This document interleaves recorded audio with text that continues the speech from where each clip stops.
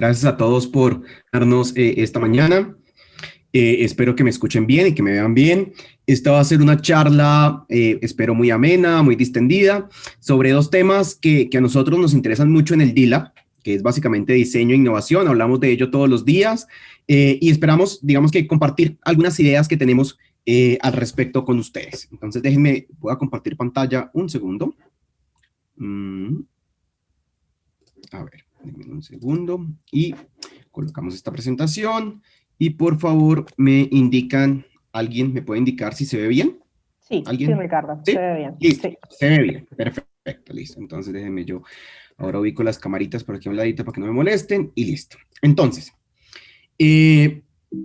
vamos a arrancar por algo bien sencillo, digamos que en el marco en el contexto de la presentación, y es ¿a qué reto nos estamos enfrentando hoy en día? ¿Listo? Básicamente, a ver, uno de los más mencionados en noticias, en eso, es todo lo que tiene que ver con el medio ambiente.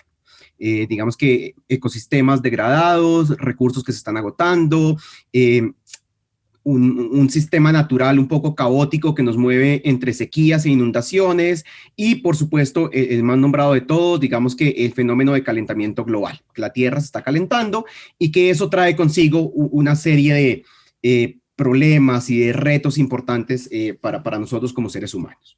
Pero no todo se trata de medio ambiente, también podemos hablar de retos a nivel social. Una pequeña porción de la población mundial tiene solucionadas sus necesidades básicas, pero la realidad es que una gran proporción no lo tiene. Digamos que todavía hablamos de pobreza, hablamos de, digamos que digamos, lugares de poca habitabilidad, falta de servicios públicos. Entonces, digamos que a nivel social también tenemos retos importantes a los cuales nos tenemos que enfrentar. Tenemos retos a nivel tecnológico y esto tiene que ver con en los últimos 30, 40 años hemos desarrollado tecnologías muy interesantes y tenemos que ver cómo podemos operar estas tecnologías, tenemos que diseñar y desarrollar productos y servicios que usen esas tecnologías y que nos sirvan para mejorar nuestra calidad de vida. Entonces, en esta línea también tenemos, digamos que, muchos retos. En relación a la tecnología, también tenemos otra clase digamos que, de problemáticas que tenemos que enfrentar relacionadas con temas como seguridad de la información, privacidad, cómo se usan nuestros datos, hasta qué punto vamos a empujar el desarrollo tecnológico para desarrollar labores del día a día.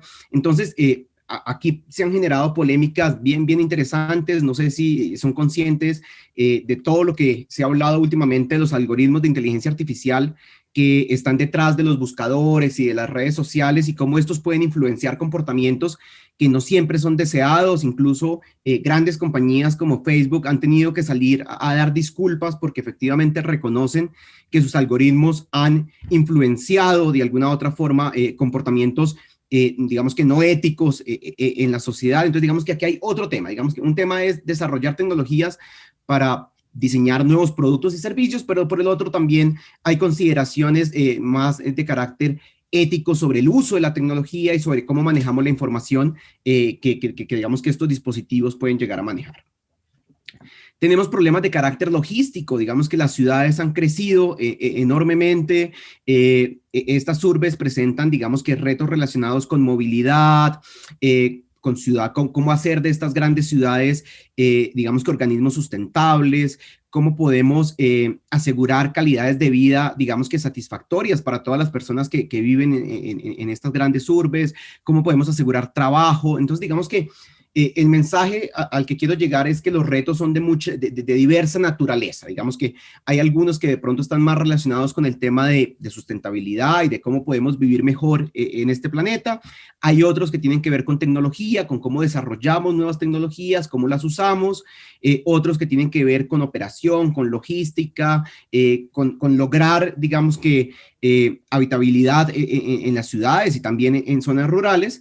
Y hay otra serie de problemas que a veces pasan desapercibidos o invisibilizados de alguna u otra forma que tienen que ver con cosas un poco más intangibles, como por ejemplo la salud mental. Digamos que cómo también de alguna u otra forma podemos enfrentarnos a a poblaciones en donde se presentan cada vez más este tipo de problemáticas y cómo podemos ayudar efectivamente a solucionar o a trabajar este tipo de problemáticas de carácter, por ejemplo, mental.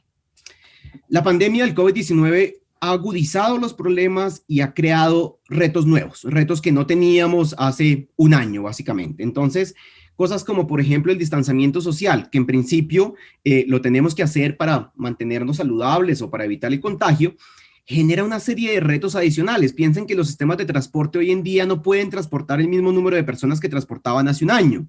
¿Cómo nos adaptamos a eso? ¿Cómo logramos que podamos prestar de alguna otra forma los servicios que la sociedad necesita, pero considerando cosas como, por ejemplo, el distanciamiento social y todas las restricciones a las que nos hemos visto abocados en este último año y que según las proyecciones van a continuar por lo menos por otro año más hasta que la cosa esté un poco más controlada, ¿cierto? Nos hemos movido también por el tema de la pandemia al teletrabajo y eso ha generado retos relacionados en cómo podemos ser productivos desde nuestros hogares, qué tipo de plataforma necesitamos para poder colaborar, para poder trabajar eficientemente con nuestros compañeros de oficina y efectivamente, digamos que lograr digamos que las cosas avancen aún en estas condiciones. Algunos sectores particularmente se han visto muy golpeados por la pandemia. Esta es una noticia de hace un par de días del sector de bares y de restaurantes en España, pero esto se traslada básicamente digamos que a todo el mundo. Muchos negocios han tenido que cerrar en esta época, son pérdidas de trabajo, es de alguna u otra forma un retroceso social y económico muy fuerte y a eso nos estamos enfrentando hoy en día. ¿Cómo podemos recuperarnos de una situación que nos ha dejado hasta cierto punto mal parados para comenzar este año nuevo? Nuestros hijos también han tenido que migrar digamos que a esquemas virtuales y esto, por supuesto, trae, digamos que los desafíos logísticos de cómo podemos asegurar que puedan recibir sus clases, que puedan hacer sus deberes, pero también hay preguntas de fondo que son interesantes y que vale la pena reflexionar y es, bueno, ¿qué efecto va a tener este aislamiento, estos confinamientos en estos niños a futuro? ¿Cómo, digamos que va a generar algún tipo de efecto negativo en su desempeño? Ese tipo de preguntas no son menores y son de los retos que nos ha presentado el COVID-19. Finalmente, tal vez uno de los cambios más significativos que hemos visto es en el sistema de salud. Digamos que lo hemos puesto a una presión, yo creo que sin precedentes en la historia moderna. Digamos que por la ocupación que tienen en este momento los hospitales, las clínicas, pero también por la presión a la que hemos puesto a quienes operan los sistemas de salud, médicos, enfermeras, personal administrativo, y nos hemos dado cuenta que tenemos un sistema de salud que puede ser frágil hasta cierto punto y que necesita de mucho apoyo de diferentes disciplinas para poder funcionar bien. Y ahorita más adelante les voy a contar sobre un proyecto que hicimos el año pasado en el contexto del COVID, en donde se evidencia este tipo de apoyo que se requiere en nuestros sistemas de salud. Entonces, ¿cómo estamos enfrentando estos retos a nivel local y a nivel global? Entonces, por un lado tenemos las agendas globales para enfrentar este tipo de problemáticas. Hacia el año 2000 se definieron cuáles eran los objetivos del milenio y en el 2015 se revisó, digamos que los avances de estos objetivos y se plantearon los objetivos de desarrollo sostenible.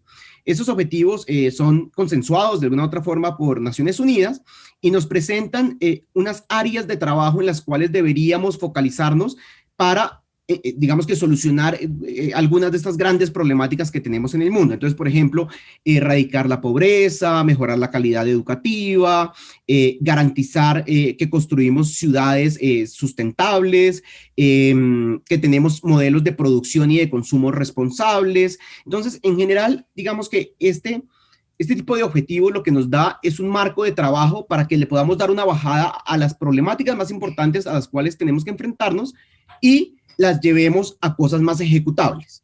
¿Qué tipo de cosas? Por un lado, digamos que programas de cooperación internacional, por ejemplo, en el tema de agua, proyectos de infraestructura local en el que podamos, digamos que, abastecer a comunidades digamos que, de los servicios públicos, pero también el desarrollo de nuevas tecnologías, nuevos productos que en este caso garanticen el consumo de un agua saludable. Entonces, digamos que esos objetivos que presenta las Naciones Unidas le damos una bajada a través de diferentes programas y proyectos de carácter local y de carácter global. Por otro lado, Otra forma en la que enfrentamos estos retos es desarrollando tecnología, digamos que diseñando nuevos productos, nuevos servicios que nos permitan enfrentar, digamos que estas problemáticas. Este es un sistema de transporte eléctrico en Berlín que busca de alguna u otra forma masificar el movimiento de las personas en la ciudad, digamos que reducir el uso del vehículo particular y presentar una oferta que sea interesante para las personas de la ciudad. Creo que hay un micrófono abierto. Ya lo silenciaron. Ya, listo, gracias, muchas gracias, perfecto. Otra forma de darle una bajada a, digamos que, o de enfrentar estos retos a los que nos estamos enfrentando hoy en día, es a través de leyes. Leyes, por ejemplo, de carácter local. Aquí en Chile estamos en este momento en un proceso de implementación de la ley REP. Ley REP significa Ley de Responsabilidad del Productor, en donde básicamente 6 áreas, principalmente estamos trabajando hoy en día con 6 áreas, pero eso se va a extender a otras, digamos que a otros sectores. Están trabajando por ver cómo hacemos que los productores se hagan responsables de sus productos, incluso al final de su ciclo de vida. Estamos trabajando con aceites lubricantes, con aparatos eléctricos y electrónicos, con baterías, con pilas, con envases y embalajes y con neumáticos. Entonces, básicamente, la ley lo que nos permite es generar un marco de trabajo en el que le decimos a los productores: tenemos que hacernos responsables de los productos al final de su ciclo de vida, y eso significa que tiene que haber cierto nivel de trazabilidad y tiene que haber una estrategia de gestión de estos productos una vez el usuario, digamos que ya los usó. Entonces, esta es otra forma en la que podemos generar respuestas a las problemáticas que estaba mencionando. Obviamente, digamos que una respuesta que también es muy válida y es muy potente es lo que hacen las industrias. Digamos que el diseño y el desarrollo de nuevos productos, de nuevos servicios, reconocer que tenemos una variabilidad de necesidades en el mundo muy grande y que tenemos que atender esas diferentes necesidades con diferentes tipos de productos y diferentes tipos de innovaciones. Entonces, digamos que la industria también es un actor clave a la hora de responder a estos retos de los que hablaba. Por otro lado está el emprendimiento, digamos que pequeños emprendedores que deciden lanzarse, digamos que al mercado con nuevos productos, con nuevos servicios, con nuevos sistemas. Esta es una aplicación desarrollada por un emprendedor chileno, pues, por un grupo de emprendedores chilenos que se llama Lazarillo, y es una aplicación desarrollada para facilitar la movilidad de personas con algún tipo de impedimento visual en las ciudades.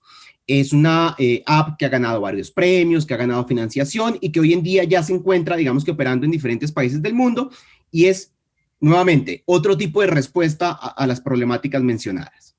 Y finalmente también está lo que hacemos desde la academia. Desde la academia también tenemos la capacidad de desarrollar nuevos programas, de acercarnos a la comunidad, de generar vínculos que de alguna u otra forma lleven al desarrollo de soluciones a estas problemáticas que mencionaban. Justamente en estos días estamos haciendo un proyecto muy bonito que se llama las escuelas tecnológicas, en donde vinculamos niños de regiones a través, digamos que de un kit tecnológico para que desarrollen productos y desarrollen sus competencias, digamos como de tecnología, de innovación, de diseño. Entonces, digamos que esta es otra forma de hacerlo. En todo esto, el diseño juega un papel muy importante. Digamos que el diseño nos permite de alguna otra forma articular conocimientos, herramientas, información para innovar, para aprovechar oportunidades y para generar las soluciones que necesitamos. Este modelo, hay muchos modelos para representar el proceso de diseño. Este es uno que a mí particularmente siempre me ha llamado la atención. Yo creo que ya lo podría decir que es un clásico, porque digamos que se usa mucho y digamos que ha tenido muy buen reconocimiento tanto en la academia como en la práctica. Fue formalizado por el Design Council del Reino Unido en el 2005, pero en realidad recoge, digamos que conceptos que vienen de mucho más atrás. Es muy sencillo de entender y por eso tal vez a mí me llama la atención. Este modelo presenta el proceso de diseño a través de 2 grandes diamantes. El primer diamante es un diamante de formulación y el segundo diamante es un diamante de desarrollo de soluciones. Son 4 etapas básicas: descubrir, definir, desarrollar y entregar. Y lo que se hace es que arrancando en un contexto desconocido, yo utilizo una serie de herramientas que me permiten conocer ese contexto, empatizar con el usuario, definir una oportunidad y después desarrollar una solución. No voy a entrar en más detalles que eso. Las cosas interesantes que les decía que como que recoge de años atrás es la idea, por ejemplo, de divergencia y de convergencia que ocurre en el proceso de diseño. Digamos que cuando estamos diseñando un nuevo producto, cuando diseñamos una solución, divergemos cuando queremos conocer el contexto, cuando queremos, digamos que conocer todas las variables implicadas, después convergemos para poder definir una oportunidad sobre la cual queremos trabajar, volvemos a diverger para buscar diferentes alternativas de solución, diferentes ideas que queremos testear, y finalmente convergemos a una solución, a un artefacto que queremos ya entregar como solución. Entonces, digamos que esa es como la idea general. A lo largo de ese proceso, y aquí viene una parte que es bien importante, utilizamos diferentes tipos de herramientas que están de alguna u otra forma centradas en lo humano, centradas en el ser humano, para entenderlo, para entender cuáles son sus necesidades, para entender cuál es el contexto en el que estamos trabajando, para visualizar información que nos da herramientas para tomar decisiones, para visualizar las soluciones que estamos desarrollando, para testear esas soluciones con los posibles usuarios. Entonces, a lo largo de este proceso de diseño y la forma como lo mostraban estos dos diamantes, se utilizan diferentes tipos de herramientas para garantizar que efectivamente estamos satisfaciendo necesidades reales, que estamos atendiendo la oportunidad que definimos y que estamos, digamos que constantemente involucrando a los potenciales usuarios en el proceso. Digamos que esa es como la lógica inicial, pero además de esto, este modelo de dos diamantes también nos permite reflexionar un poco sobre cómo hacemos las cosas, nos permite reflexionar sobre el proceso mismo y sobre las etapas de ese proceso. Hace muy poco, digamos que a finales del año pasado, con el profesor Iñaki Goñi, que también es un profesor del diplomado, escribimos un artículo sobre un concepto que a los dos nos parece muy interesante, que es el diseño responsable o digamos que la responsabilidad en el proceso de diseño. Y la propuesta que hacemos ahí es decir, bueno, en estas 4 etapas básicas que presenta el modelo original de descubrir, definir, desarrollar y entregar una solución, no hay en realidad un momento de reflexión en el que pudiéramos parar y pensar un poco sobre la responsabilidad de alguna otra forma que tiene el hecho de diseñar y desarrollar soluciones que en algún momento van a impactar a la sociedad. Entonces, en función de esto, abrimos como 2 nuevas etapas en la mitad de cada uno de estos diamantes, y ahí metimos la palabra diseño responsable. Ahí metimos la idea de un stop, de un momento de reflexión en el que deberíamos decir, bueno, lo que estamos haciendo, ¿cómo va a afectar a la sociedad? ¿Cómo va a afectar a los posibles usuarios y a las comunidades involucradas? Si le damos una bajada, digamos que un zoom un poquito a este segundo diagrama, lo que tenemos es que consideramos que hasta cierto punto el proceso de diseño va más allá de la entrega del artefacto, tiene que ir más allá de la entrega de la solución. Lamentablemente eso no es lo que sucede hoy en día, digamos que con la mayoría de los productos y de los servicios que llegan al mercado, pareciera que el proceso de diseño fuera solamente importante antes de la entrega. Digamos que nos preocupamos por conocer el contexto, por empatizar, por tener todas estas herramientas para desarrollar la solución que aquí vamos a llamar artefacto, pero una vez entregamos este artefacto a la sociedad, pareciera que desapareciera, que se volviera invisible en el mercado y no asumimos mucho las responsabilidades de lo que puede generar ese producto en el mercado. Digamos que ha habido un interés comercial de alguna u otra forma por saber cómo se desempeña el producto, pero más allá de eso no mucho. Digamos que nos interesa saber si se vende bien o no y ya. Digamos que esa es como la información básica que se recoge. Nosotros proponemos que efectivamente el proceso de diseño debería ser un proceso extendido, un proceso que va antes de la entrega del artefacto, pero también después de la entrega del artefacto. ¿Y esto qué significa? Antes de la entrega significa que nosotros tenemos que considerar algunos aspectos de esa idea de responsabilidad, de diseño responsable, y evaluar lo que estamos haciendo, o sea, el diseño y el desarrollo del producto, el servicio, de la solución que estamos haciendo, en función de algunos conceptos que nos digan si efectivamente estamos haciendo un diseño responsable. ¿Qué tipo de conceptos? Nosotros trabajamos 3 particularmente en el artículo que les mostré anteriormente: transparencia, pertinencia y agencias distribuidas. Ahorita voy a hablar de cada uno en detalle.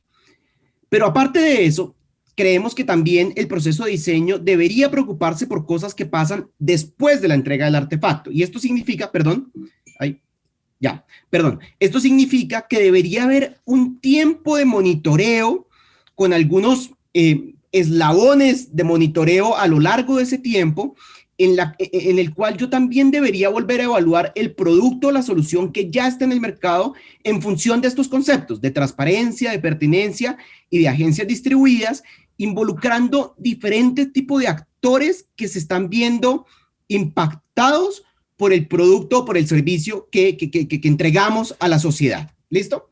Entonces, esto de pronto es un poco más complejo y en el artículo lo explicamos, digamos que con más tiempo, pero voy a pasar a explicar los 3 conceptos que consideramos como importantes para que vean de qué se trata esto un poco. Transparencia.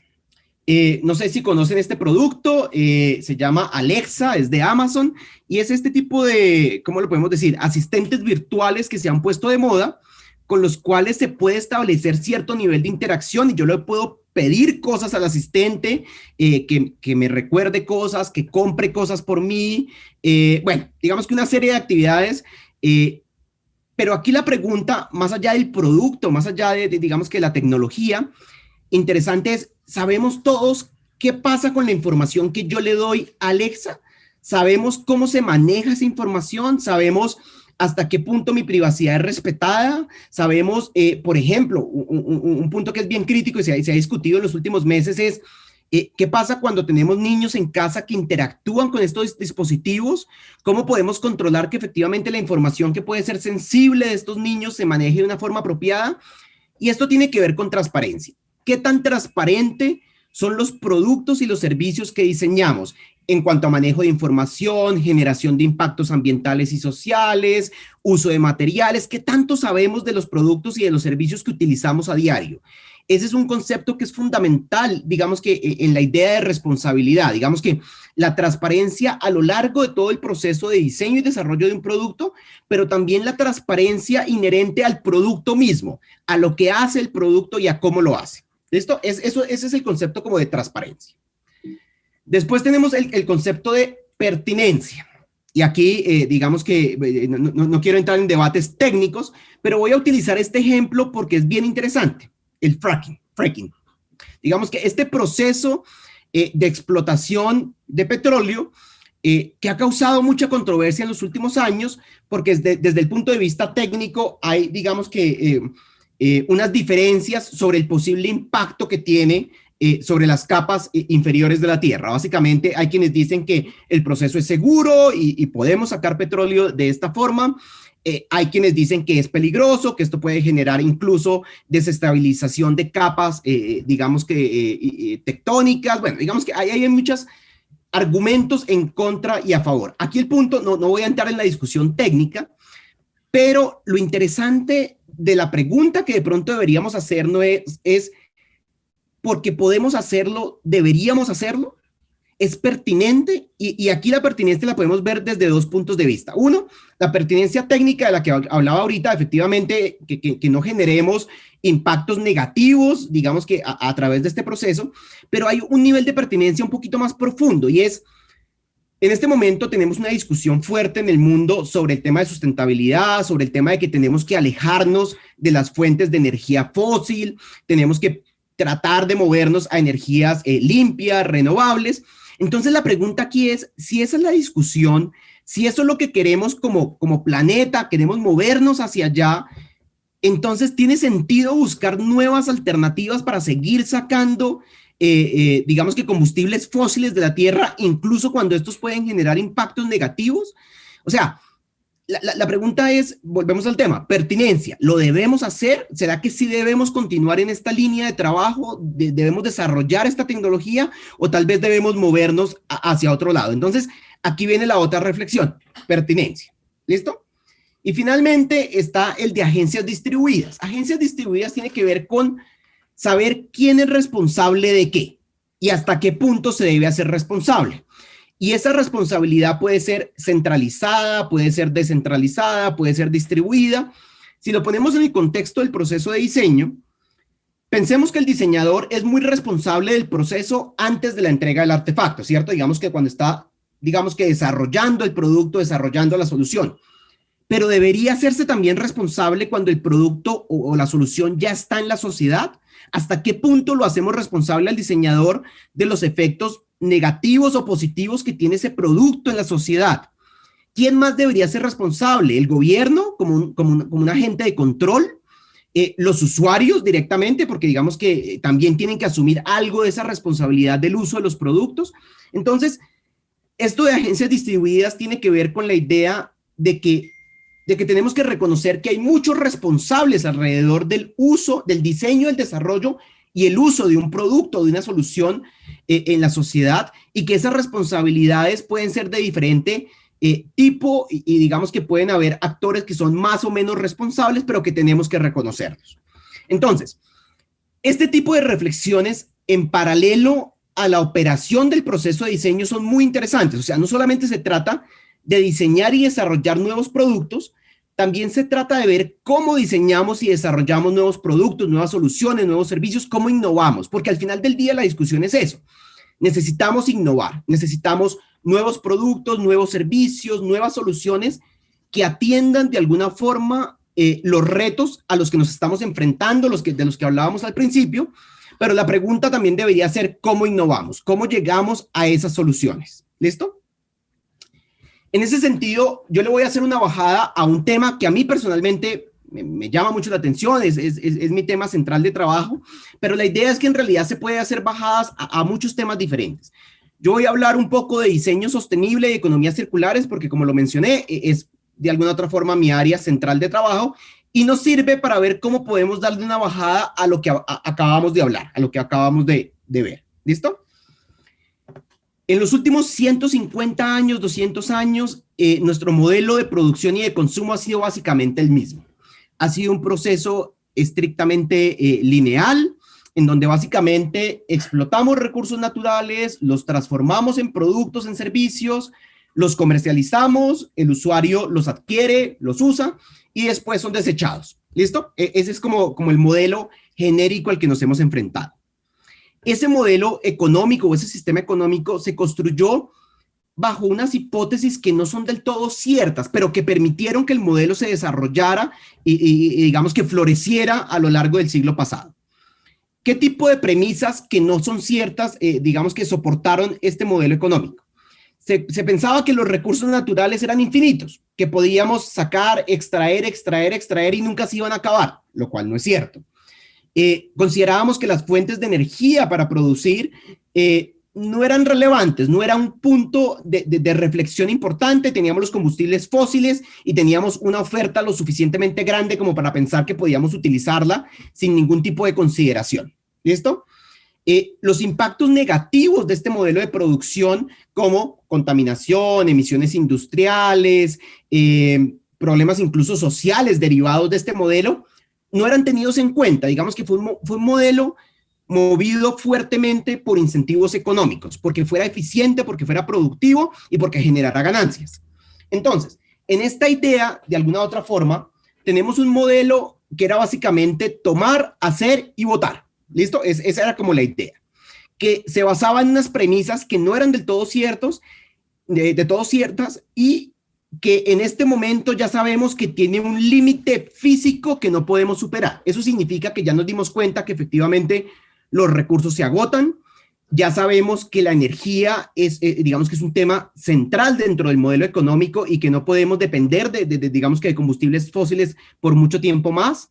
Ya sabemos que los impactos ambientales y sociales de ese modelo de producción tienen que estar involucrados en esa ecuación con la cual evaluamos los productos y los servicios que producimos en el modelo, y entonces se nos presenta una alternativa que es interesante, que es viable y que hoy en día digamos que está como en boga, pero más allá de ser una tendencia, lo interesante es entender qué hay detrás de esta oportunidad y ver que efectivamente puede ser una solución interesante a esa linealidad con la que veníamos trabajando. Ese modelo es el modelo de economía circular, ¿listo? Que voy a tratar de explicar, digamos, de forma muy breve. Básicamente nos propone que una vez nosotros explotamos materias primas, las transformamos en productos a través de un proceso de manufactura o desarrollamos servicios a través de ellas y llegamos al usuario o al consumidor, una vez, digamos que se haya satisfecho la necesidad inicial de alguna otra forma por la cual el usuario adquirió ese producto, este producto o este servicio, digamos que no debería ser desechado inmediatamente. Digamos que hay una oportunidad de mantener los productos en el sistema el mayor tiempo posible para que entreguen el valor para el cual fueron diseñados y desarrollados. Y aquí tenemos que reconocer algo, y es que la gran mayoría de los productos que terminan en un relleno sanitario o terminan incinerados o terminan simplemente desechados en una esquina, tienen todavía un potencial de entregar valor mucho más largo en el tiempo, pero que no es aprovechado de una forma eficiente, de una forma, digamos que básicamente los terminamos botando cuando todavía son productos útiles, cuando tienen materiales que son valiosos para la sociedad, pero simplemente terminan desechados. Entonces, lo que nos propone la economía circular es cómo mantener estos productos en el tiempo hasta que definitivamente ya no podamos extraer más valor de ellos. Y para poder hacer esto, nos propone una serie de conceptos que son bien interesantes. Desde el punto de vista técnico, que son las cascadas que están a la derecha, digamos que estas curvas se llaman cascadas, digamos que desde el punto de vista técnico nos dice, mire, un producto se puede reusar, se puede reparar, se puede remanufacturar y finalmente se puede reciclar, pero básicamente deberíamos mantenerlo en el sistema el mayor tiempo posible. Por el lado biológico, que son las cascadas verdes, lo que nos dice es cualquier tipo de material que utilicemos en nuestros productos y servicios debería volver a la tierra sin generar ningún daño, debería poder volver a los sistemas naturales sin generar daños. Entonces, además de estos conceptos, digamos que iniciales que menciono, como por ejemplo reusar, reparar, remanufacturar, que es lo que al final nos va a permitir mantener los productos en el sistema circulando, y por eso se llama economía circular, porque la idea es que podamos tener ciclos cerrados en donde evitemos el desecho. Aparecen otros conceptos importantes. Aparece, por ejemplo, el concepto de revalorización de residuos. La economía circular nos dice, mire, ninguna industria debería producir basura en el concepto clásico visto de que va a terminar en un relleno sanitario. No, cualquier tipo de residuo que produzca una industria debería servir para alimentar otra industria, debería ser la materia prima de otra industria. Además de eso, o más bien amarrado a este concepto, entonces aparece la idea de que la basura no debería existir. La basura es un concepto humano, digamos que hasta cierto punto. Si ustedes se fijan en sistemas naturales, la basura no existe. Todo residuo de alguna otra forma es aprovechado por alguien más, como alimento, como abono, como fertilizante. Entonces, en el sistema natural o en el sistema, digamos que en los sistemas más naturales, el concepto de basura no existe. Nosotros nos hemos inventado ese concepto de basura, de un residuo que no tiene ningún tipo de valor y que termina acumulándose en algún punto. Entonces,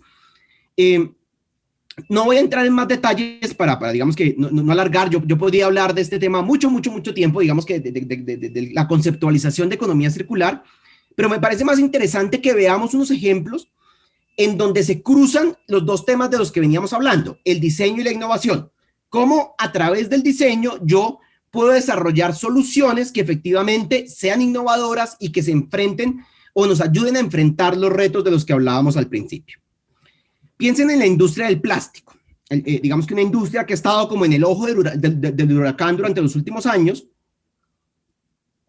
pero hay una razón para que haya estado en el ojo del huracán. Más o menos, todo el plástico que consumimos en el mundo se produce con un 98% de materia prima virgen. ¿Listo? Derivados del petróleo. Básicamente, hablemos de plásticos tradicionales, no hablemos de bioplásticos. ¿Listo? Plásticos tradicionales.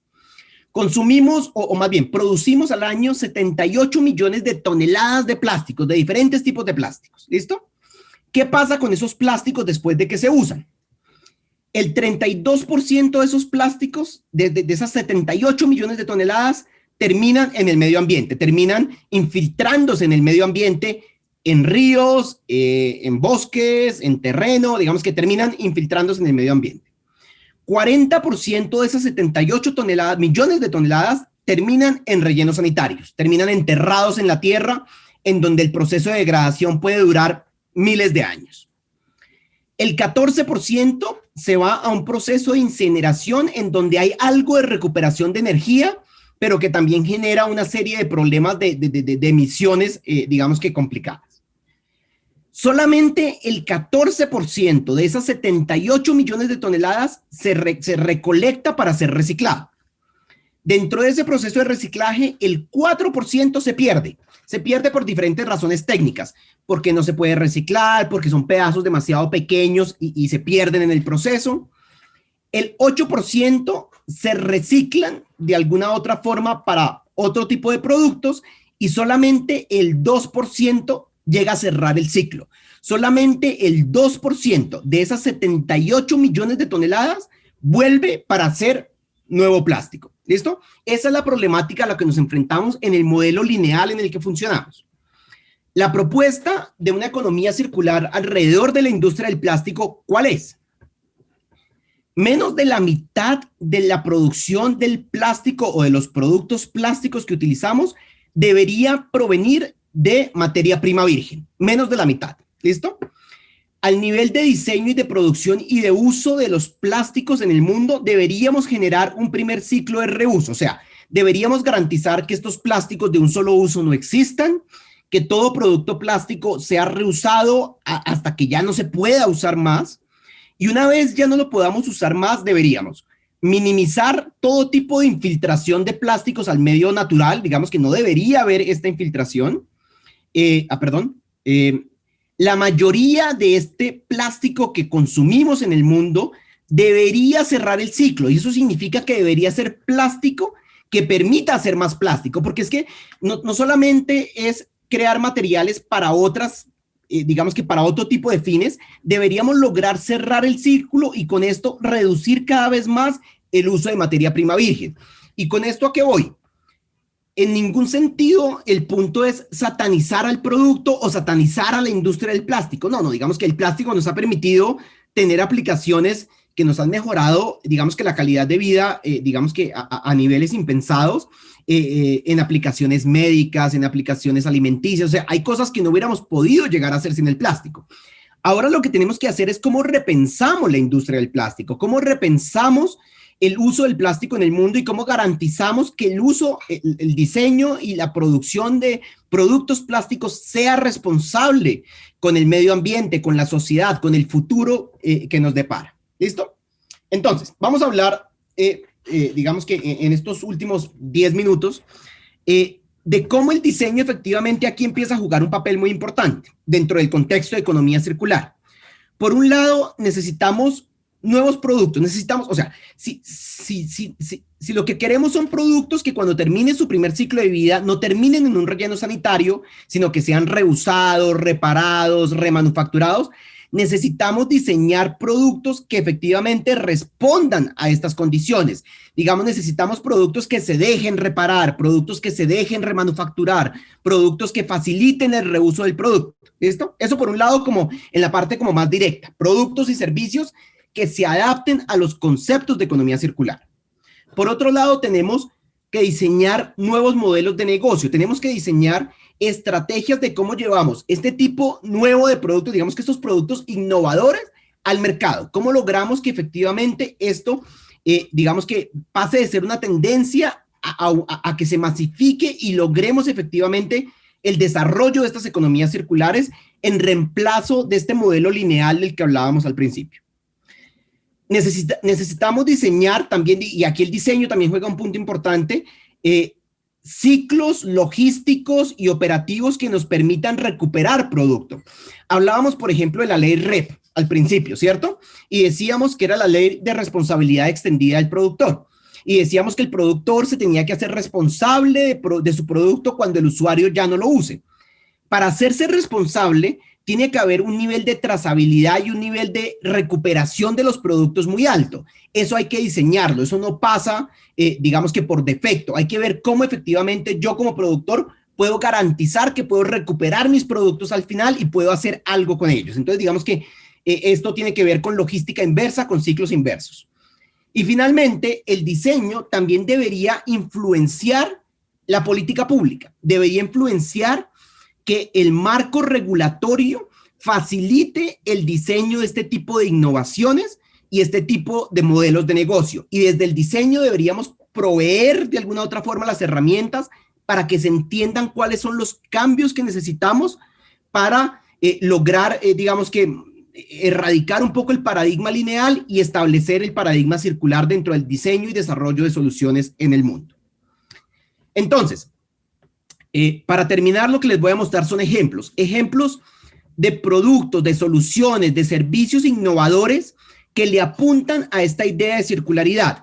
Y se los presento porque detrás de esto hay diseño, detrás de esto hay ingeniería, detrás de esto hay herramientas para conocer los contextos, detrás de esto hay un proceso que se cuestiona cómo debemos hacer las cosas y que de alguna u otra forma involucra algunos de estos elementos de responsabilidad que mencionaba con anterioridad.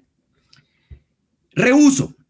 Esta es una compañía norteamericana que se llama Loop, que básicamente garantiza que un empaque no se deseche una vez un producto es terminado, sino que se reutilice muchas veces. Y entonces provee un servicio muy completo, muy integral, en donde el usuario recibe una maletica con sus productos. Y aquí algo interesante es que son productos de marcas reconocidas, digamos que no se tiene que hacer, el usuario no tiene que hacer un sacrificio de alguna otra forma de utilizar productos que no conoce, ¿no? Digamos que son productos de línea.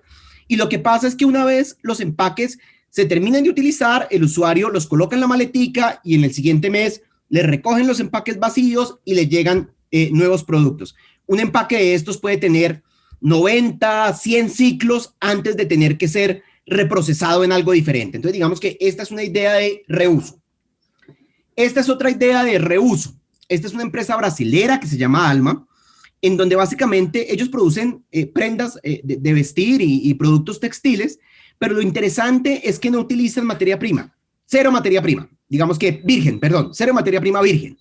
Todos los productos lo hacen con residuos textiles de otras industrias. Digamos que otras industrias que hacen otro tipo de productos textiles desechan piezas pequeñas, desechan, digamos que retail, retazos de alguna otra forma, y a partir de esos retazos ellos hacen sus colecciones de ropa y de elementos textiles. Digamos que reuso de otros materiales, no necesariamente de materia prima virgen. En el área de reparación hay diferentes ejemplos. Este es uno que a mí me parece interesante, que es Patagonia, una empresa también, digamos que de ropa y de elementos como deportivos de alguna otra forma. Y aquí lo que se propone es reparación. Es cómo yo puedo garantizar que los productos duren mucho tiempo. Digamos que que la persona no tenga que reemplazarlos cuando hay un pequeño defecto o una pequeña falla y yo pueda seguir, digamos que, usándolos a largo plazo. Patagonia lo ofrece como un servicio para sus usuarios, digamos que se reparan chaquetas, se reparan jerseys, y lo que hacemos con esto es garantizar que esta chaqueta, que puede tener un ciclo de vida, no sé, de 20 años, no termine desechada a los 5 años porque, pues, digamos que tiene un pequeño agujero o algo. Digamos que este es un ejemplo de la idea de reparación y cómo podemos hacernos responsables de los productos más allá de su primer uso. Aparece la idea de los cafés de reparación. Los cafés de reparación han surgido alrededor del mundo y lo que pretenden es que cuando un producto se dañe, las personas tengan una alternativa para repararlo. Digamos que esta idea de reparación no es nueva. Digamos que yo creo que si nos devolvemos un poquito y hablamos con nuestros abuelos, muchos productos cuando se dañaban se reparaban y digamos que la primera opción era repararlos. Pero poco a poco esto se ha perdido. Digamos que la idea de reparación, por una serie de incentivos un poco perversos del mercado, sale a veces más barato comprar un producto nuevo que reparar uno que se dañó. Entonces, digamos que por facilidad o por lo que sea, terminamos comprando un producto nuevo y desechando un producto que de pronto con una pequeña reparación podría seguir siendo útil. Entonces, aparecen estos cafés de reparación en donde hay voluntarios que saben cómo reparar productos, que se conectan de alguna otra forma con la demanda, o sea, con personas que quieren reparar sus productos, y se puede extender la vida útil de un producto, digamos que todavía puede entregar el valor por el cual fue diseñado. Este es otro ejemplo. Aparece la idea de remanufactura. Remanufactura ya es un proceso un poco más elaborado, digamos que no es una reparación menor, en realidad aquí tomamos el producto y lo volvemos a llevar a la planta de producción y lo hacemos pasar por una serie de procesos para poder garantizar que tenemos otra vez un producto con el nivel de calidad y de servicio esperado. Pero lo interesante es que aquí es que tenemos ahorros muy importantes de materiales, de energía.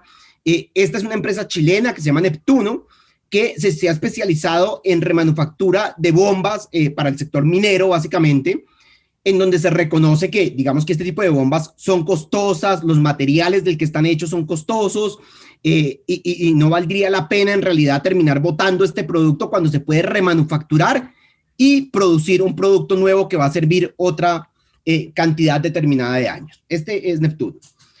Hay empresas grandes como por ejemplo Caterpillar que tiene como tal un área de remanufactura exclusiva que se llama Caterpillar Reman, que digamos que garantiza que de alguna u otra forma gran parte de su maquinaria pesada es remanufacturada. Digamos que pasan por un proceso de remanufactura, pasan por un proceso de actualización y vuelven al mercado como un producto nuevo y genera, digamos que una serie de ingresos bien importantes para la compañía. Este es otro ejemplo de remanufactura. A nivel de reciclaje pasa algo. Digamos que el reciclaje se ha vendido de alguna u otra forma como la mejor alternativa, digamos que para ser sostenibles con el medio ambiente. Pero en realidad el reciclaje debería ser como la última alternativa cuando ya definitivamente no podemos garantizar que el producto puede seguir circulando en el proceso, y en ese momento lo que tenemos que hacer es procesarla para poder rescatar algo de los materiales que están embebidos en ese producto. ¿Listo? ¿Por qué digo que no debería ser la primera opción? Porque digamos que el reciclaje es un proceso costoso desde el punto de vista energético, desde el punto de vista de mano de obra. Entonces digamos que entre menos tengamos que hacer para garantizar que el producto continúe en el sistema, mucho mejor. El reciclaje requiere de unos recursos importantes. Ejemplos tenemos varios, digamos que interesantes, algunos que son como de línea, o sea, digamos que se recicla y se producen nuevos productos todo el tiempo, y otros como este, que son casos especiales. Por ejemplo, Adidas hace unos años decidió hacer zapatillas a partir del plástico reciclado del mar, que ustedes saben que el plástico en el mar es un tema gigantesco. Entonces, digamos que aquí básicamente decidió lanzar una colección con producto, con plástico reciclado. Aquí termino yo. Digamos que era una visión muy, muy rápida de cómo se entrelaza el diseño, la innovación, con los retos a los que nos enfrentamos, con conceptos como la responsabilidad del diseño, pero también destacar las herramientas que utilizamos para acercarnos al ser humano durante el proceso de diseño. Y finalmente le di una bajada al tema de diseño sustentable y economías circulares, porque como les decía, es un tema que a mí particularmente me apasiona y donde se puede ver aplicado esta idea de diseñar y de innovar para producir soluciones que respondan a los retos a los que nos enfrentamos. Con gusto, al final, digamos que puedo responder a algunas de sus preguntas. Ahorita le voy a dar el paso a Catalina, que les va a hablar un poquito más del Diplomado de Ingeniería, Diseño e Innovación del DILAN. Muchas gracias. Muchas gracias, Ricardo. Catalina, ¿estás por ahí?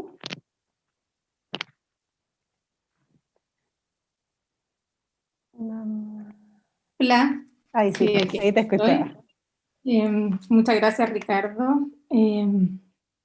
Bueno, Ricardo con eso les presentó algunas cosas que nos interesan en el día. Mi nombre es Catalina Cortázar y soy también del diplomado y también de la Escuela de Ingeniería, al igual que Ricardo. Les voy a presentar ahora nuestro diplomado bien cortito, una presentación donde les voy a contar acerca de los cursos que enseñamos, que se llama Ingeniería, Diseño e Innovación, y va a comenzar en mayo de manera remota. Durante el diplomado que vamos a presentar problemas antiguos, es decir, problemas que no tienen una solución única, identificando particularidades del contexto, aplicando métodos de la antropología y visualización de datos a través del diseño. El diplomado consta de 5 cursos que son 130 horas cronológicas. El primer curso es un curso de pensamiento visual, donde vamos a ver aproximaciones teóricas al razonamiento y la visualización de datos, y van a tener que realizar 2 proyectos, acerca de datos personales, del seguimiento de datos personales, que es como el que muestro aquí en la pantalla, 9 minutos más, y luego vamos a hacer una aproximación física a la visualización de datos, donde se realiza una escultura, una representación visual en 3 dimensiones, como los 2 ejemplos que muestro aquí, donde están esas almohadas que tienen que ver con el tiempo que dedicamos a dormir hoy día y las repercusiones que tienen en nuestro quehacer, y la silla, que tiene que ver con el sedentarismo que estamos viviendo hoy en Chile. Luego el segundo curso es un curso de antrodiseño, donde verán conceptos antropológicos y etnográficos con aplicación en proyectos de diseño. Les vamos a entregar un set de herramientas para el estudio de la interfaz humana, donde van a trabajar en una investigación mayormente cualitativa, en el cual van a definir una oportunidad de diseño, es decir, un espacio donde se puede generar algún tipo de innovación. El tercer curso es Laboratorio de Diseño y Pensamientos y Sistemas, donde van a aplicar las herramientas que obtuvieron en pensamiento visual y en antrodiseño en el desarrollo de un proyecto personal, en el cual van a buscar soluciones a la oportunidad encontrada, y como mencionaba Ricardo, vamos a estar también viendo esto de un diseño responsable, con la responsabilidad en el contexto y en nuestro país. Paralelamente a estos tres cursos van a tener un curso de tecnología y habilidades técnicas para la innovación, donde por ejemplo van a ver introducción a la manufactura, software de fabricación digital, introducción a la programación de microcontroladores. En el fondo les vamos a entregar herramientas digitales para que puedan desarrollar los proyectos que están elaborando en los otros tres cursos durante ese periodo del diplomado. Y por último, el diplomado cierra con un curso que se llama Modelos para la Tecnología, Emprendimiento y Diseño, donde van a discutir diferentes estrategias de diseño para productos, servicios, sistemas, el concepto y el sentido de la innovación, y la psicología de la creatividad y la motivación, entre otros temas.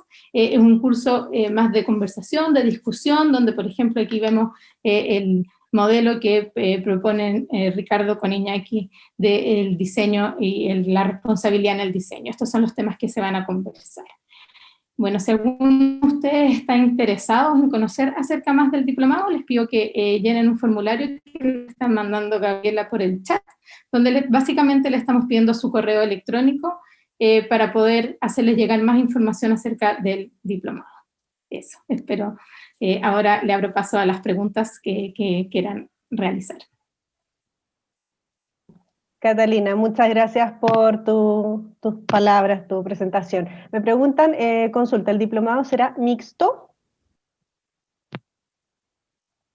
O sea, me refiero online o presencial, para que no, puedan... el diplomado es remoto. Por streaming, perfecto. Estoy viendo alguien... Principalmente nos llegaron varios comentarios de la exposición, pero no han enviado, estoy revisando el chat. Preguntas específicas. Yo voy a tocar un tema, bueno, primero que todo, gracias a todos los que han manifestado, el gusto por la charla, digamos que encantados. Estos son temas muy interesantes. Dos cosas. Uno, se me pasó decir que la compañía Notco es chilena. Sí, efectivamente, la compañía Notco es chilena, digamos que hoy en día ha crecido mucho y tiene inversión extranjera, pero es otro ejemplo de industria local, y la busqué justamente por eso, la puse como ejemplo por ser una empresa chilena, igual que el emprendimiento chileno de Lazarillo. Estaba buscando como ejemplos locales, y la ley REP también.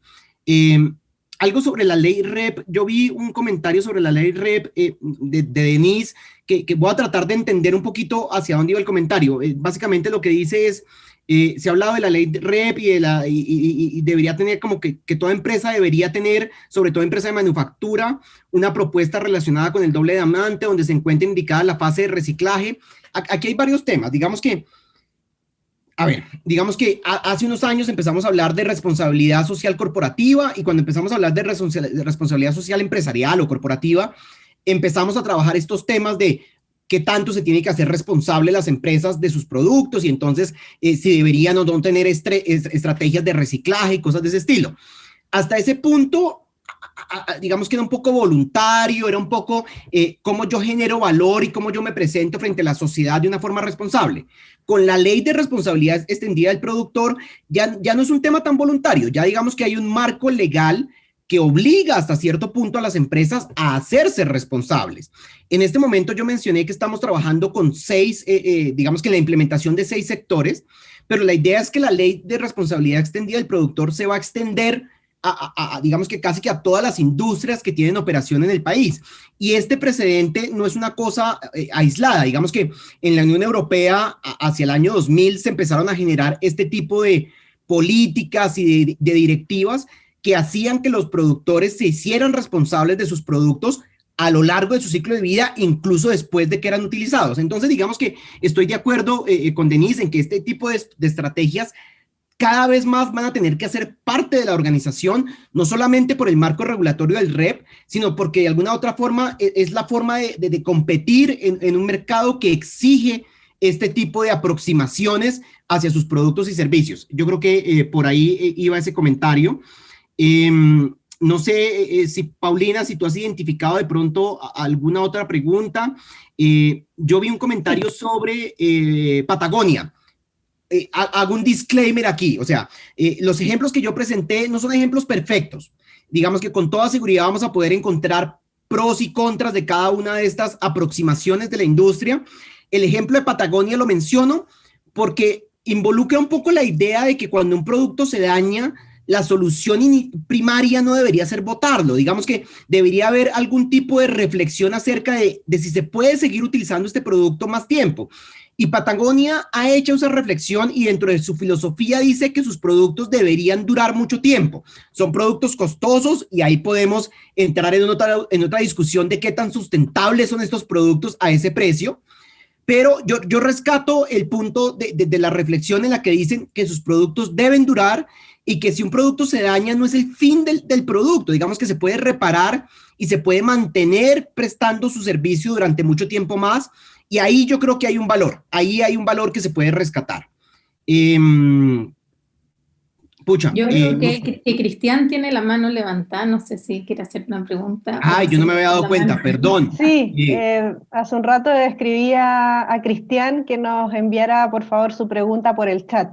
Sí, por favor, y así la compartimos. No la ha enviado todavía. Y así la compartimos con todos, sí, yo estoy de acuerdo. De todas maneras, mira, te dejé las preguntas por interno Okay. para que las puedas revisar, pero de todas maneras, pregunta de Luis Vázquez, ¿todos los módulos se refieren a productos y servicios?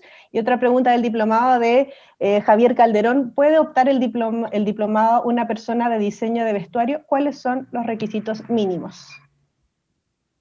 A ver, yo puedo contestar y Cata me ayuda ahí a contestar estas preguntas y de pronto Gaby también me puede ayudar. Nosotros diseñamos, o sea, no es estrictamente producto, digamos que, a ver, buscamos diseñar soluciones y las soluciones pueden ser una mezcla de varias cosas. Digamos que sí, vamos a hacer cosas tangibles como más producto, pero vamos a hacer aproximaciones, por ejemplo, a información, a visualización de datos, que es lo que hace Cata en su curso de pensamiento visual. Hacemos aproximaciones un poco más críticas al proceso de diseño, que es lo que hacemos con Iñaki en el último módulo.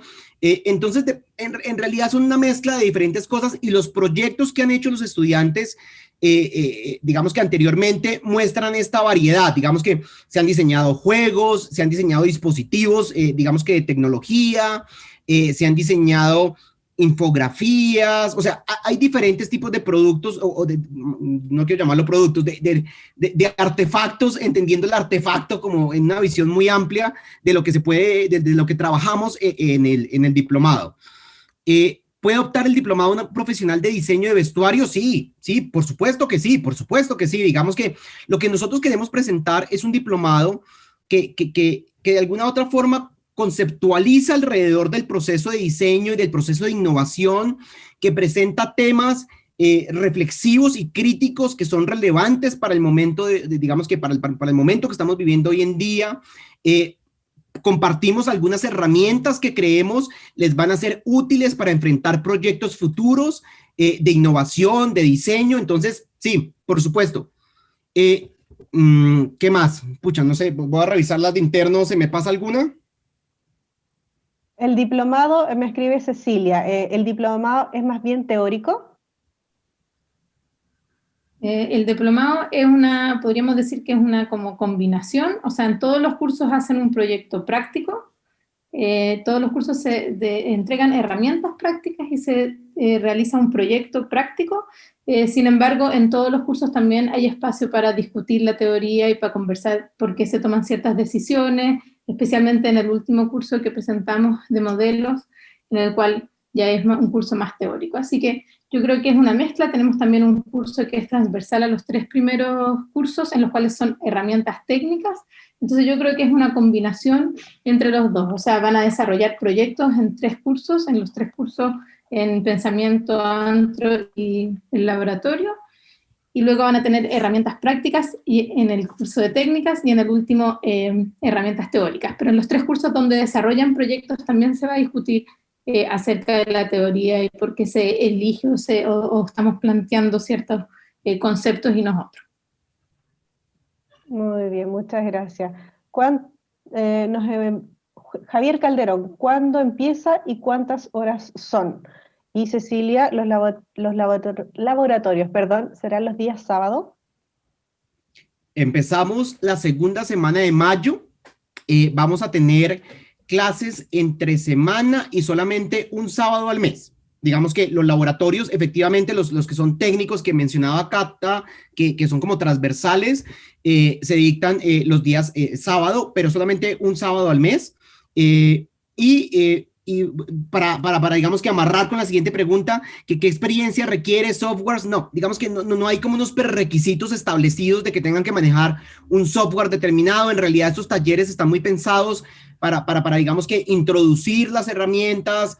Van a hablar ahí, digamos que Ángela, digamos que nos puede ayudar a completar un poco qué es lo que se trabaja en estos laboratorios, pero en principio no requieren de una experiencia determinada ni de un manejo de software especializado. Ángela, no sé si quieres completar algo en este punto.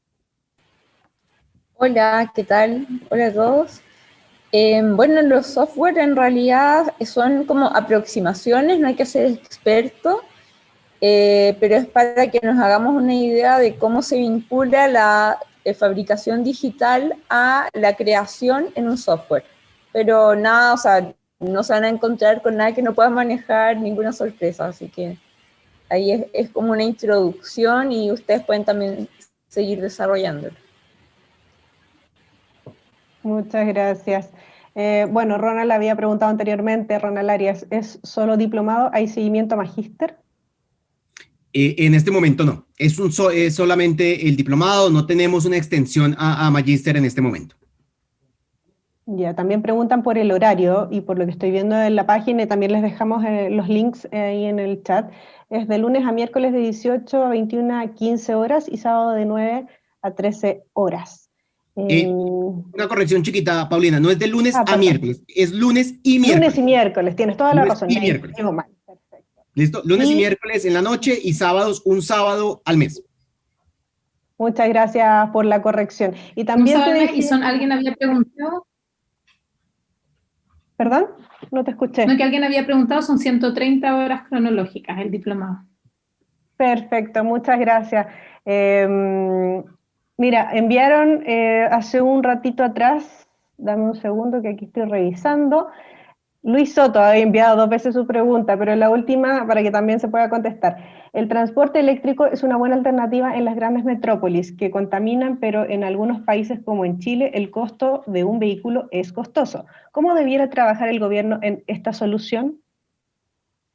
Listo, hablemos rápidamente de ese tema. A ver, yo soy de la visión que las soluciones, los productos que son más sostenibles y que deberíamos propender por ellos, no pueden ser más costosos que las alternativas que no lo son, porque entonces se cae por su propio peso. Digamos que terminamos optando, digamos que por las alternativas que se nos presentan de pronto más al alcance. Entonces, para responder a esa pregunta, una es que si efectivamente los carros eléctricos son más caros que los carros convencionales, ahí deberíamos preguntarnos por qué. ¿Qué está pasando? Digamos que es un tema de impuestos, es un tema de tecnología, y entonces si es un tema de tecnología, tenemos que abaratar la tecnología. ¿Cómo hacemos eso? Ahí viene temas de investigación y desarrollo, viene tema de innovación. Bueno, si es un tema de impuestos, efectivamente, como digamos que lo propone Luis, hay que trabajar a nivel de política pública de cómo lograr que efectivamente podamos, digamos que introducir nuevas tecnologías que son más amigables con el medio ambiente y que sean asequibles para la sociedad. Yo no soy un experto en política pública, pero sí conozco ejemplos interesantes de qué están haciendo algunos gobiernos para poder, digamos que, ¿cómo se diría? Digamos que transformar sus parques automotores. Hay un hay un documental muy interesante de un canal alemán que se llama DW, que muestra lo que está haciendo particularmente Noruega y Finlandia desde el punto de vista de gobierno para hacer esa transformación. Y lo que está haciendo básicamente es exigiendo cuotas cada año. Digamos que los productores que quieren vender vehículos en sus países tienen que garantizar que hay un mínimo porcentaje de carros eléctricos vendidos cada año, y poco a poco esa cuota va subiendo, y el punto es que haya una transformación total del parque automotor. Pero estoy de acuerdo con Luis, ese es un tema complicado, es un tema de política pública, es un tema de incentivos desde el gobierno, que tiene que ver con impuestos, que tiene que ver con cómo hacemos que estas tecnologías sean asequibles para las personas, y ahí esa es una discusión bien larga, pero muy interesante el punto, Luis. Gracias, Ricardo. Mira, la última pregunta, yo creo que ya por un tema de tiempo, para respetar los tiempos de todos, es una pregunta de Daniel, pero seguramente es la persona que no renombró, no sé, cambió su nombre. Cursé el diplomado en innovación y emprendimiento. ¿Cuánto más aporte el programa de ustedes hacia su formación? A ver, Cata, si quieres arranca tú, arranco yo, como quieras. Dale. A ver, desde lo que conozco del diplomado de innovación y emprendimiento, pero no quiero, digamos que aquí como pisarnos, digamos que yo creo que cada diplomado tiene su orientación y tiene su valor. Tengo entendido que el diplomado de innovación y emprendimiento considera el emprendimiento como en su visión más clásica, como de emprender, de generar empresa, de generar un negocio de alguna otra forma, y si me equivoco, por favor, me corrigen. Nosotros no trabajamos el tema de emprendimiento particularmente en ninguno de nuestros cursos con esta perspectiva de crear negocio, de crear producto. No. Nosotros consideramos el emprendimiento, y sí lo hablamos en el último curso, más como esa capacidad de desarrollar un proyecto, de sacar adelante un proyecto personal, pero no desde la visión de negocios. Digamos que nosotros nos focalizamos mucho en el proceso de diseño y en vivir el proceso de diseño e innovación a través de diferentes proyectos, respondiendo a problemáticas como las que yo mencioné al principio de la presentación, problemáticas ambientales, problemáticas sociales, problemáticas tecnológicas. Entonces, digamos que yo creo que ahí pueden estar un poco las diferencias. Mi recomendación de pronto es ver como el material de los diplomados en cuanto a los cursos, y si tienes dudas, ¿quién nos hizo la pregunta? Se me perdí, pucha. Esa pregunta nos la hizo Daniel. Pucha, no sé si es Daniel, porque como todos entraron como Daniel, pero bueno, para la persona que nos haya hecho la pregunta, si tienen dudas particulares, nos pueden contactar a través de la información que les colocamos en el chat, de mi correo electrónico, el correo de Cata, y podemos discutirlo un poco más para ver efectivamente cuáles son como los puntos de valor adicional que podía entregarte este diplomado. Muchas gracias. Ya, la última, porque de verdad esta es la última. ¿Hasta cuándo hay plazo para inscribirse? Pero desde ya les comento que pueden inscribirse y desde ya pueden consultar a los datos, como dijo Ricardo, que hemos agregado en el chat. Desde ya le doy las gracias a Ricardo y a Catalina por su tiempo, su disposición en conectarse a esta hora con todos nosotros. No sé si quieren agregar algo más, Ricardo o Catalina, para finalizar.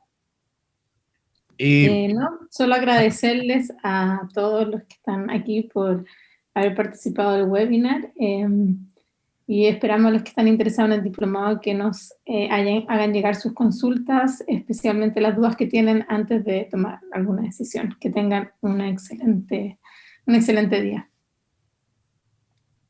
Sí, yo también. Agradecer, pues, digamos que la participación en el webinar, en la charla, las preguntas, todas muy interesantes, son temas que de verdad nos sirven para discutir, y vale la pena estas reflexiones.